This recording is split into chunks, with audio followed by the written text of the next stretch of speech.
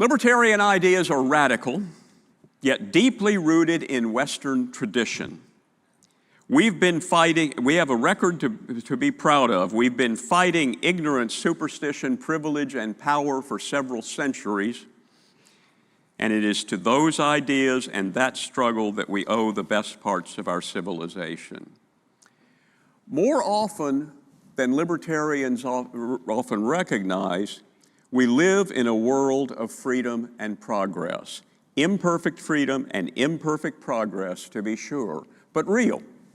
We have extended the promises of the Declaration of Independence, life, liberty, and the pursuit of happiness. I say that a lot, I like that phrase, to people to whom they had long been denied. Around the world, more people in more countries than ever before in history enjoy religious freedom, personal freedom, democratic governance, the freedom to own and trade property, the chance to start a business, equal rights, civility, respect, a higher standard of living, and a longer life expectancy. And it is libertarian ideas and libertarian-minded people who have made that happen. We need to fight for those gains, especially here in America, where the right and the left are battling over who gets to do the most to destroy liberty.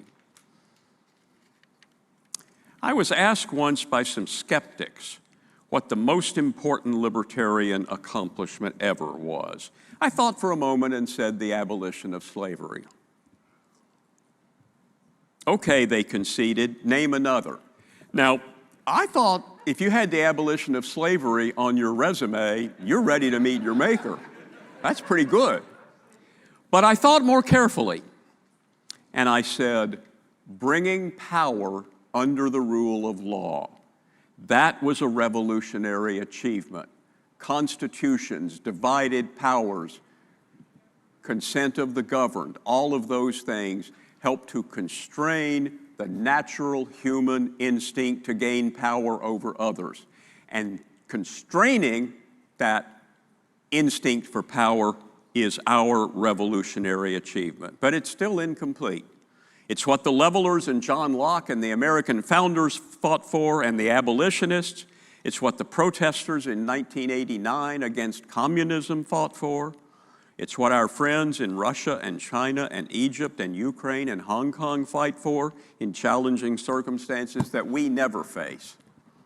It's what we fight for. But nothing is guaranteed. Ideas we thought were dead are back. Socialism, protectionism, ethnic nationalism, anti-Semitism.